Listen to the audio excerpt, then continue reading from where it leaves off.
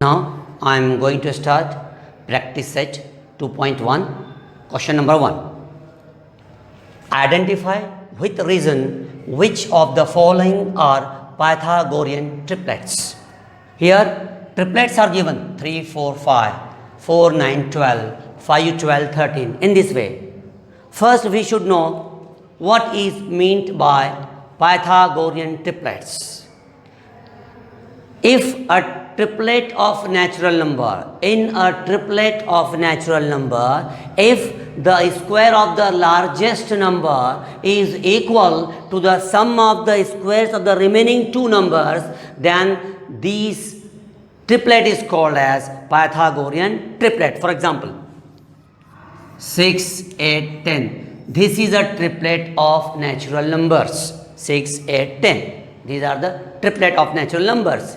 If the square of the largest number, here 10 is the largest, so square of 10 is equal to 100, and sum of the squares of the remaining two numbers, 6 square plus 8 square is equal to 6 square 36 plus 8 square 64 is equal to 100. That means here the square of the largest number is 100 and sum of the squares of the remaining two numbers is also 100. That means such numbers are called as Pythagorean triplets. If the square of the largest number is equal to the sum of the squares of the remaining two numbers, such triplets are called as Pythagorean triplets. Now, here I have written three examples from question number 1, 3, 5, 4 or 3, 4, 5. Now, in this triplet of natural number, 5 is the largest number. So, take the square of 5, which is 25. Now, remaining two are 3 and 4. Now, add the square of these two. 3 square plus 4 square is equal to 3 square 9 plus square of 4 16 is equal to 25. That means 5 square is equal to 3 square plus 4 square. That means the square of the largest number is equal to the sum of the squares of the remaining two. Therefore, this triplet is called as Pythagorean triplet. Second one, 4, 9, 12. These are the triplet of natural number. We have to identify whether this triplet is a Pythagorean triplet or not. So, 12 is the largest number. So, take the square of 12. 12 square is equal to 144 square of 12. Now, add the square of these two numbers. 4 square plus 9 square. Square of 4, 16 plus square of 9, 81. Do the addition. 6 plus 1, 7. 1 plus 8, 9. Now, if you observe, the square of the largest number is not equal to the sum of the squares of the remaining two numbers. Therefore, as 12 square is not equal to sum of square of 4 and 9, therefore this triplet is not a Pythagorean triplet. Third one, 5, 12, 13. These are the three numbers. These are the natural numbers. This is a triplet. We have to identify whether it is a Pythagorean triplet or not. So, which is the largest number? 13 is the largest number. So, write square of 13. Square of 13 is equal to 169. 169. Now, remaining two numbers are 5 and 12. Do the addition of square of these two numbers. 5 square plus 12 square is equal to square of 5, 25, square of 12, 144. So, is equal to, do the addition, 5 plus 4, 9, 2 plus 4, 6, 1 as it is.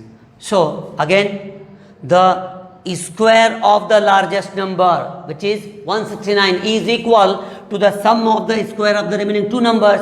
Therefore, this triplet is a Pythagorean triplet. So, in this way, you can identify any triplet whether it is a Pythagorean triplet or not.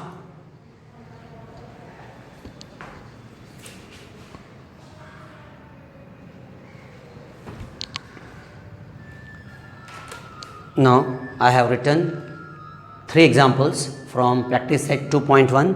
First we have completed. Second question. In this figure, angle M and P is 90. M and P, this angle is 90 degree. It is given. Segment NQ perpendicular to segment MP.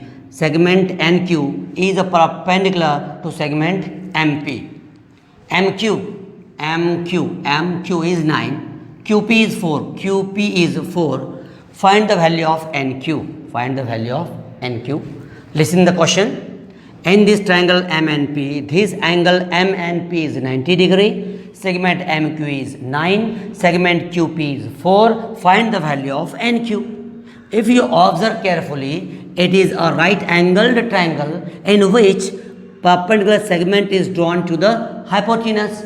So this perpendicular segment is the geometric mean of the segments in which the hypotenuse is divided. Therefore, use the geometric mean property or write according to geometric mean property, NQ square is equal to MQ into QP. NQ square is equal to MQ into QP. Write this. Give the reason into bracket. Geometric mean property. Now, MQ is 9. Put the value of MQ 9 into QP is 4. So 9 4s are 36. NQ square is equal to 36. Take the square root on both sides. Write here one sentence. Taking square root on both the sides. NQ is equal to 6. So this is the answer. Write NQ is equal to 6 units. Now, next question, which is question number 3. In this figure, QPR, this angle is 90 degree. Segment PM is a perpendicular to segment QR. If PM is 10, QM is 8, find the value of QR. Listen carefully. Again, I am going to read the question in figure. In this figure, angle QPR is 90 degree. PM is perpendicular to segment QR. If PM is 10, QM is 8, what is the value of QR? Now again you observe, this is a right angled triangle in which angle QPR is 90 degree. This is the hypotenuse. This is the perpendicular segment drawn to the hypotenuse. Therefore, it use again geometric mean property. PM square is equal to QM into RM. PM square is equal to QM into RM. Put the values. Value of PM is given 10. PM square means 10 square is equal to QM is 8. QM is 8 into RM. We have to find out first. RM, right, as it is. We don't know the value of RM. So write as it is RM. Now a square of 10, 100. Take this 8 to left hand side, it will go in denominator is equal to RM as it is. Take it to left hand side. Now divide. If you divide 100 by 8, you will get 12.5. 8 ones are 8. 8 ones are 8. 2 will remain. It will become 20. 8 2s are 16. 4 will remain. Then give the decimal, take 0. It will become 40. So 8 5s are 40. After dividing 100 by 8, you will get 12.5 is equal to RM. So this is the value of RM, not answer. What we have to find? QR we have to find. Where is QR? Look in the figure. QR means QM plus RM. So right here QR is equal to QM plus RM. QM is 8. RM we have calculated. RM is equal to 12.5. 8 plus 12.5 is equal to 20.5. In this way, we got the value of QR, which is 20.5. This is the third example. Now, next, example number 4. See the figure. Find RP and PS using the information given in triangle PSR. This is triangle PSR. What is the information given? If you observe, this angle P is 30 degree, this angle S is 90 degree, this segment SR is 6 unit, it is given. If You observe carefully. As this angle is 30, this is 90. Ultimately, this angle will be of 60 degree. Sum of all angles of a triangle are 180. If you subtract 30 plus 90 from 180, 60 will remain. So, this angle R is 60 degree. Now, in the 9th standard, we have learned 30, 60, 90 triangle theorem as well as 45, 45, 90 triangle theorem. What it is? If the angles of a triangle are 30, 60, 90, then the side opposite to 30 degree is half of hypotenuse and side opposite to 60 degree is root 3 by 2 times hypotenuse. Listen once again. What is 30, 60, 90 triangle theorem? If the angles of a triangle are 30, 60, 90, then side opposite to 30 degree is half of hypotenuse and side opposite to 60 degree is root 3 by 2 times the hypotenuse. This is the 30, 60, 90 triangle theorem. Now apply here. What is given? As this is 30, it is 90, it is 6. As these two angles are given, with the help of these two angles, we should find the value of angle R, which is of 60 degree, right? Angle P, triangle PSR is 30, 60, 90 triangle. Therefore, side opposite to 30 degree, that is SR. SR is equal to half of PR. Here hypotenuse is PR. Side opposite to 30 degree, that is SR, is equal to half of PR. Give the reason. Side opposite to 30 degree. Now SR is given 6 is equal to half as it is into PR. PR we have to calculate, we have to find out, write PR as it is. Now take these two to the left hand side. It will go in numerator. 2 into 6, 12. 12 is equal to PR. So hypotenuse PR is 12. Now we have to find SP also, RP and PS. We have to find the value of RP, which is 12.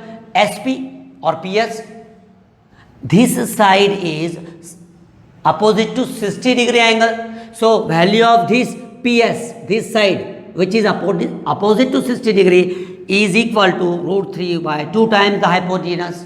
So PS is equal to root 3 by 2 into hypo, which is RP. So give the reason here. Side opposite to 60 degree. So PS is equal to root 3 by 2 into hypo. Root 3 by 2 into hypotenuse we have calculated, which is 12.